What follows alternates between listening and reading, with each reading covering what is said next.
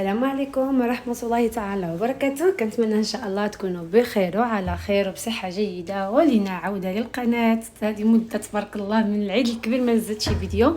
انا عارفة دابا الصيف والناس ملهية مسافرة العطلة وقليل اللي كيدخل الكوزينة يطيب، لان قناتي تحتوي على الطبخ والوصفات. ولكن ان شاء الله اليوم غنشارك معكم هاد البسبوسة اللي كتجي اروع شي حاجة جديدة على القناة ديالي، عمري ما عملتها في القناة.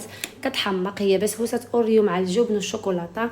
فيا سلام، كنتمنى ان شاء الله تنال استحسانكم واعجابكم وتصلحكم للمه العائله الصيفيه اللي ملا. بقاو معايا نكتشفوا جميع المقادير وطريقه التحضير. فواحد البول كما كتلاحظوا معايا عندي هنا 3 الحبات من البيض، وضروري البيضات يكونوا بدرجه حراره المطبخ، يعني كيكونوا ماشي باردين بزاف. كنخرجوهم من الثلاجه واحد 2 ساعات قبل. كنضيف عليهم واحد معلقه صغيره من فاني سائله ولا فاني سكر اللي عندكم متواجد في الدار. انا كنستعمل هذه ولا اغلبيه ميركادونا. بزاف الاخوات كيسقسيو على المنتوجات كيكونوا جاو جدادين اسبانيا، فكنقول لكم ما يكونش الحاجه في نفس الوقت في كتكون. كنضيف لنا واحد كاس السكر، كاس العنبه، يعني اي كوب او اي كاس عندكم الشاي كتعبروا به واحد السكر، وكنخلط مزيان غير بالطراب اليدوي. اذا لاحظتوا هنايا ما استعملتش الطراب الكهربائي بصفه نهائيه. كنحاول انني نخلط مزيان حتى كيذوب لي داك السكر مع البيض وكيتضاعف الحجم شويه بهذه الطريقه هذه. هاد البسبوسه صدقوني غتعجبكم بزاف وغتعجب وليداتكم لانها رائعه جدا وسهله وكتوجدنا بسرعه. كنحاول انني نطرب مزيان ومباشره كنضيف هنايا كما غتلاحظوا معايا واحد كاس حتى 200 ملل من كريمه الخفق السائله. واذا ما كانتش عندكم ممكن تبدلوها بياغورت طبيعي او بنكهه الفاني ولا بالقشطه اللي متوفر عندكم. وكنبقى نحرك مزيان بهذه الطريقه هذه، وكنضيف واحد نصف كاس من الزيت النباتيه.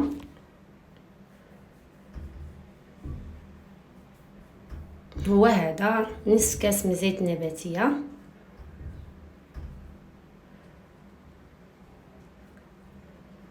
وكنواصل التحريك بهذه الطريقه هذه. من بعد عاد غندوز باش نعملوا المواد الجافه.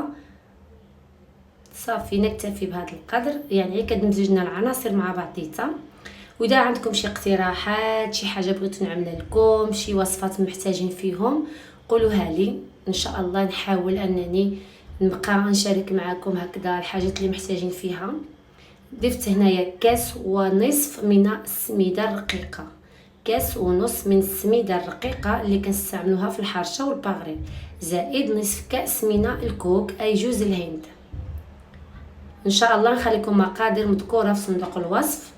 وغنضيف هنا 2 معالق كبارين من كاكاو بودره الخام، يعني 2 معلقات كبارين بومبين كاكاو المر اللي كيكون غير محلى بدون سكر. وهو هذا بالنسبه للاخوات اللي جاو اسبانيا جدادين كيتباع في ميركادونا مكتوب عليه كاكاو بورو. هذا اللي كنستعمل دائما في الحلويات ديالي وفي الكيكات. وغنضيف خميره الحلويات من فئه 15 غرام. طبعا الخميره غتجبروها في اي مطعم مشيتو غتجبروا الخميره الحلويات. انا استعملت هذه الرويال اي بيكين باودر. وصافي ومن بعد غنحاول انني نمزج العناصر كامله مع بعضيتها بهذه الطريقه هذه.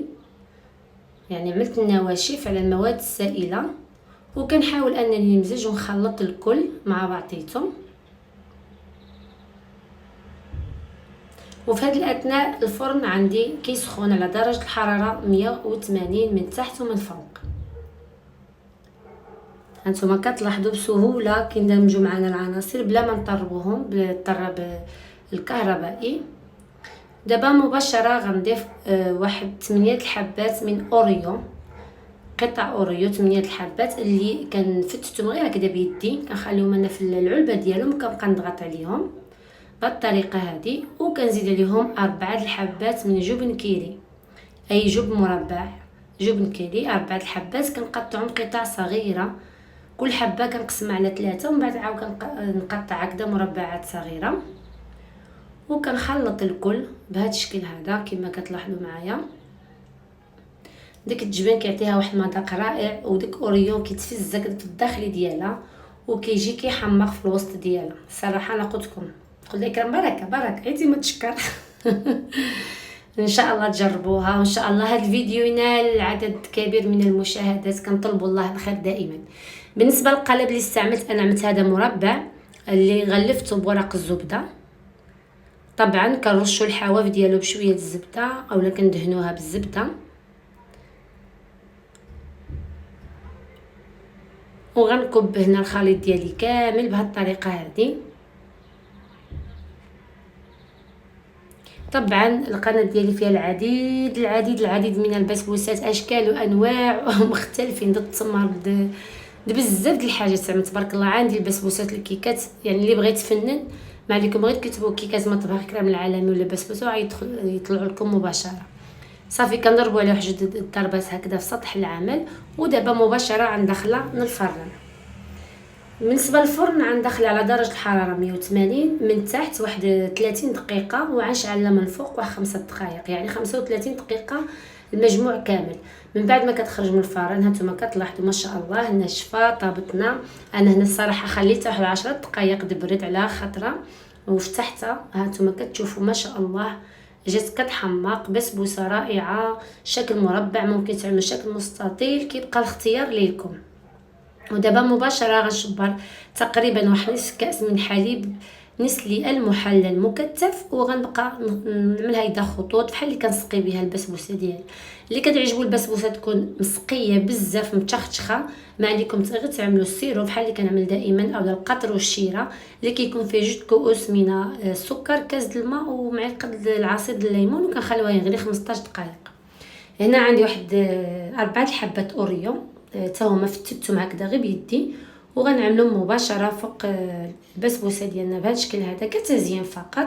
ومن بعد غنزيد شويه الخطوط من حليب نسي محلل على داك اوريو باش كيتماسك وما كيطيحش معنا. وهذا ان شاء الله هو الشكل النهائي ديالها، بسبوسه راقيه للضيوف وللمناسبات. لما لا، كنتمنى ان شاء الله تعجبكم وتنال استحسانكم. ونعاود نقولها، اللي كتعجبهم في الزقه ممكن تعملوا لها السيرو اولا تزيدوا تعملوا لها الحليب نسي محلى وتكون سخونه بزاف، يعني ان شاء الله كتخرجوها من الفران كتسقيوها بديك الحليب باش كيدخل لها لداخل.